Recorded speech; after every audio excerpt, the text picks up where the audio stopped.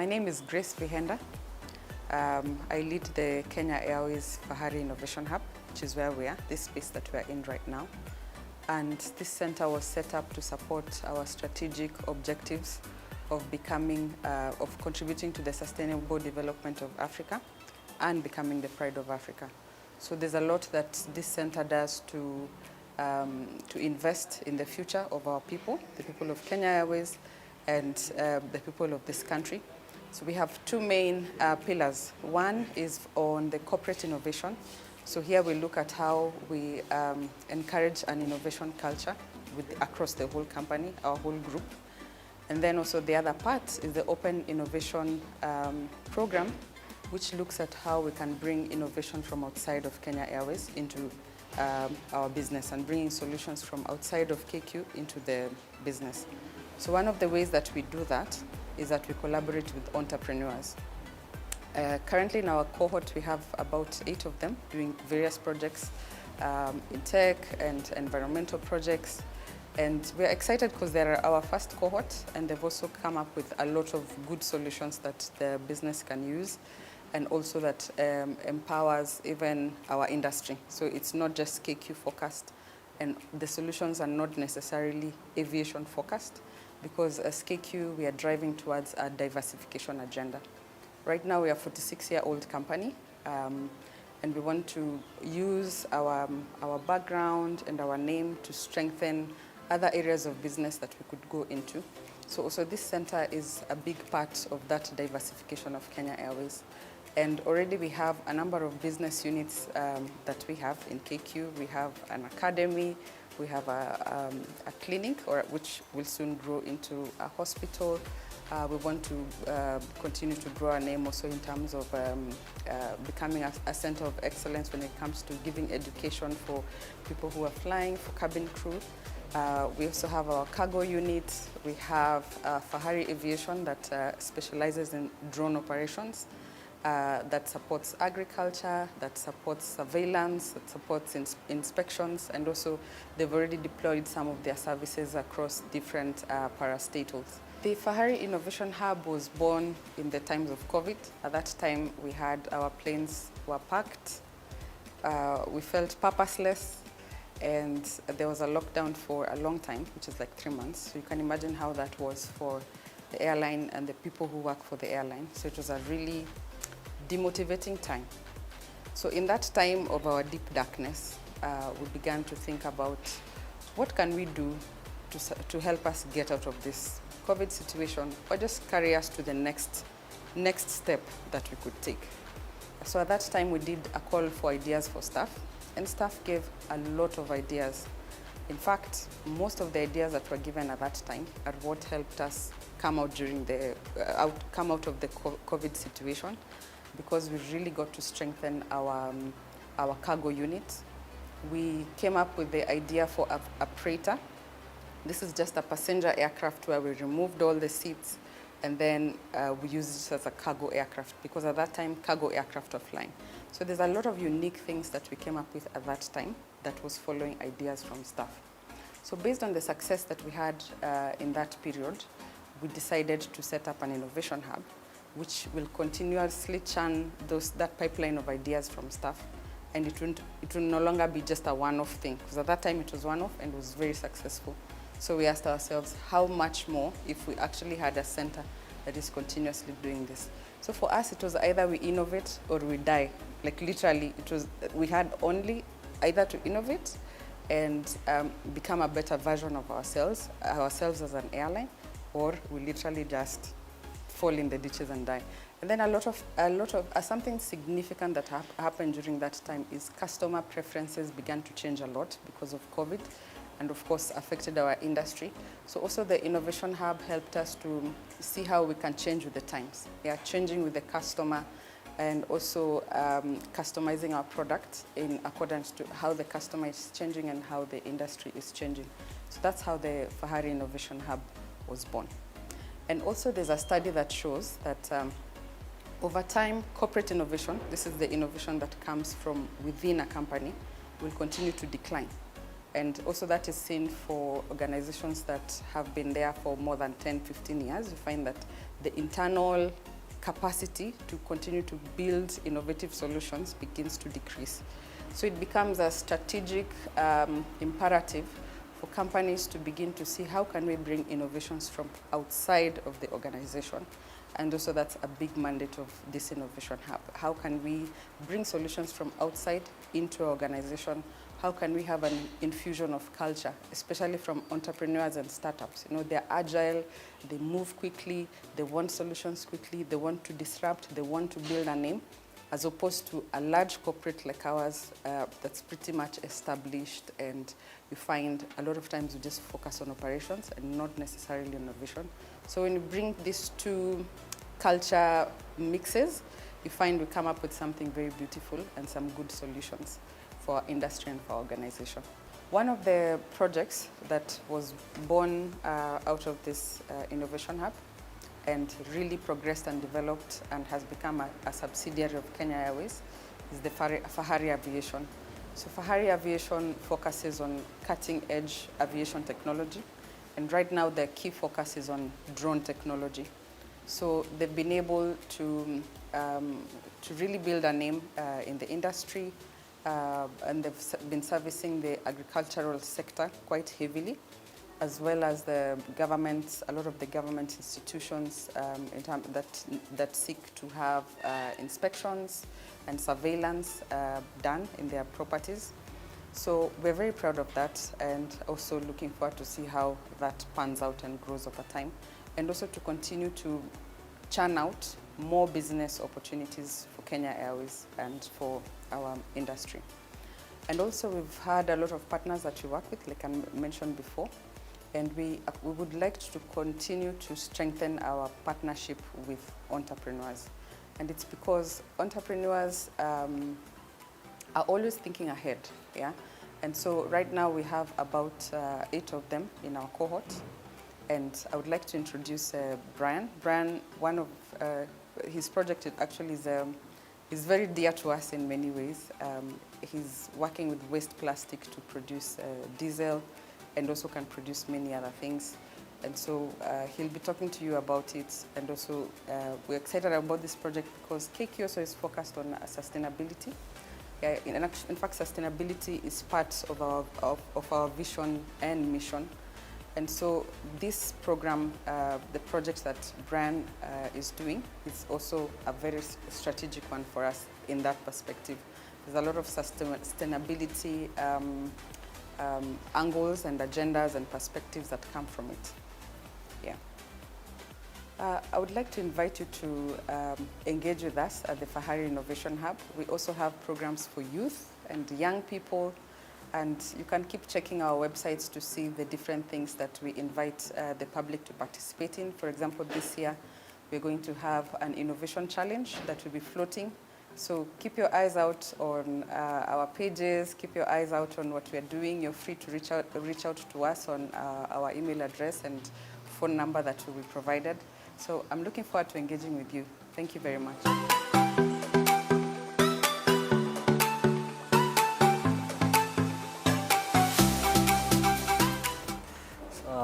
My name is Ryan Dawson Washira Mongi. I'm the co-founder and CEO of Pyro-degrade Energy. Pyro-degrade Energy, we started off as just an idea. We were looking for a solution to plastic waste because we realized that there's a lot of plastic waste, and the main reason why we figured that the main reason why we are having the issue around plastic waste is because we really don't have a use for the plastic waste. So my co-founder and I and other two members of part of the team, we started researching on several ideas or what we could do with plastics. So we realized plastics, since plastic is a byproduct of crude oil, we can actually reverse the process and create fuel from the plastics. This will address three main problems. For one, we're giving a use for plastic waste, and with our process, the plastic waste is completely eradicated from the environment. The other point that with what we are doing Now, we are creating value for plastic waste. That means people will think twice before they throw away their plastic waste in their dump sites. And the third and the most important one is our end product, which is Pyro-diesel. And Pyro-diesel is a very affordable diesel alternative. It works the same as diesel. It's actually better than diesel because it has less sulfur content, and it also has less emission content because of the process of its emissions levels are much lower when you calculate it and put it at the same level with ordinary diesel, because of when you're doing so, we're cutting out the process of transporting the fuel, and yeah, and that's the main bit. So we started working in this quite a while back in 2017. 2020 is when we finished with our first working model. Now, unfortunately, we ran out of money for that, so we couldn't launch the product because the money that we had at the time, it was just enough for us to actually build the machines, because we built our machines from the ground up. So we were very fortunate enough because in 2020 we saw the opportunity from Kenya Airways, the Fire Innovation Challenge. We applied for the sustainability category, and we were very fortunate to win, because since we won, now we are now working on together with Kenya Airways on commercializing our product. From where we had gotten stuck from, we are now moving forward because we are now setting up a plant with Kenya Airways where we'll actually be using the plastic that they produce and sourcing additional plastics from outside to be used to manufacture Pyro-diesel, which now will be used to power up Kiki's machinery, that the generators and all the other heavy machinery.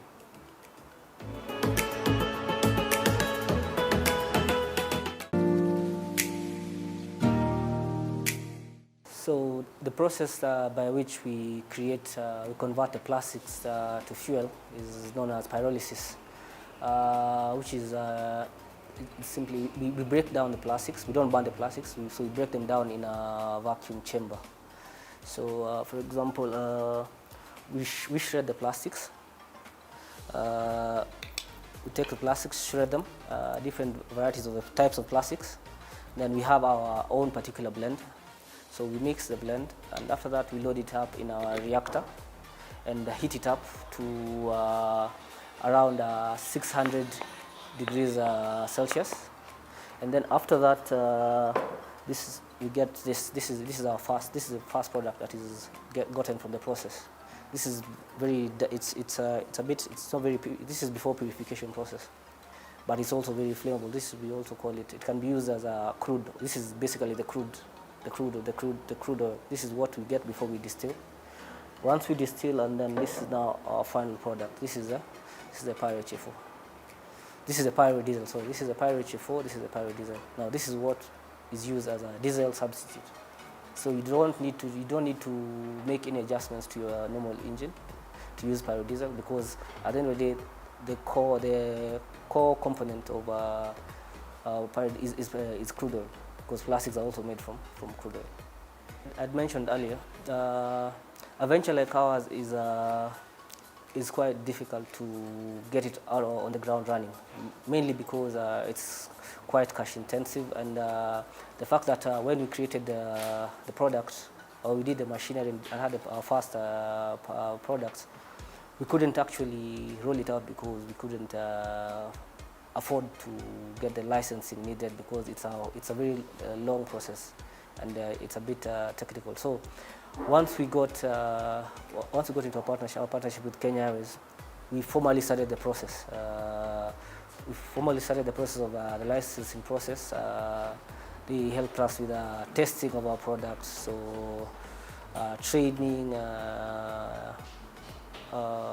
mentorship. But all in all, what we're really grateful about is our partnership with them will actually ensure that we should have Pyro-diesel in the market, and earlier than we had expected. We position Pyro-diesel as a diesel alternative for industrial use or for heavy machinery. So, case in point, for Kenya Airways, we look at it as used as for powering up their ground power units, which are basically generators that power up the planes when the planes are taxiing, and also in any other of the heavy machinery around that consumes diesel. It was just my co-founder and I. For us, it was an idea. We were just playing around with several ideas. We wanted to do something around plastic waste. We're just looking for an idea that has an impact. So at the time, we were both doing different things. He was handling another innovation. I was also handling something else. So through our interaction, we decided, did a checklist of 10 ideas. And then we went minusing, and then we were left with plastic waste. So we looked at plastic waste and we were like, what can we do with the plastic waste? We considered several things to do with the plastic waste, but we realized the many ideas that we have around, the many ideas that we had at the time, all of them were not actually addressing the plastic waste problem. They were basically extending the life of plastics. So we wanted something that actually ends the life of the plastics. Instead of, because when we recycle and when we do not actually solve the problem, we just postpone it for a later date. That's when we decided, what can we do with it? Because you can't burn it. Burning it is it causes a lot of pollution in the environment. So we decided, what else can we do with it? That's when we realized, why not break it down to its original state, which is crude. So we started with we built a very small machine at the time, which could do the pyrolysis. So we got our results and we were happy with them. Then we tried and we got some little funding, and we built our second machine that could actually now produce on a commercial level. Yeah, so we did a lot of research because we started working on this in 2016. A lot of research has gone into it, especially getting the right combination of the plastic waste, of the plastics blend. Because as I mentioned earlier, we do not just use one type of plastics. We mix a number of plastics. We did this because we wanted to be able to consume any kind of plastics, but at the same time, not all kinds of plastics produce quality fuel. So we had to find a balance of using the plastics that don't produce very good quality fuel and the ones that produce very high quality fuel, because we wanted to consume all kinds of plastics.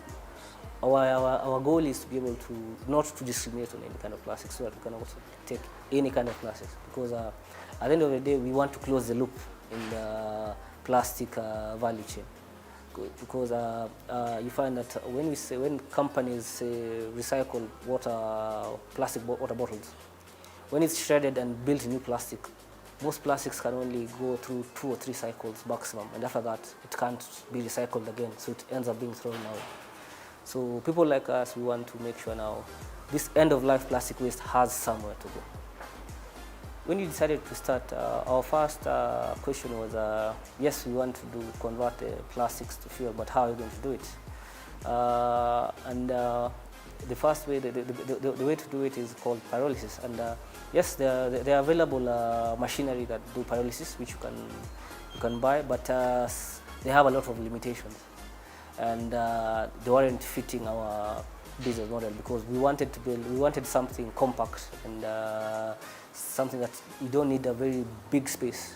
So something compact and modular, something that can be very efficient on space and on production, and also on the heat source.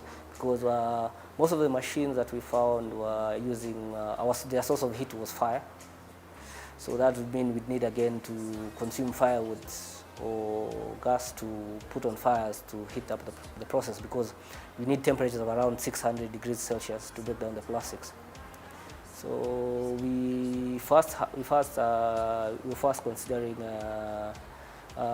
using microwave energy, but at the time that was it was a bit ahead of its time. So the second best alternative that we thought of was induction heating.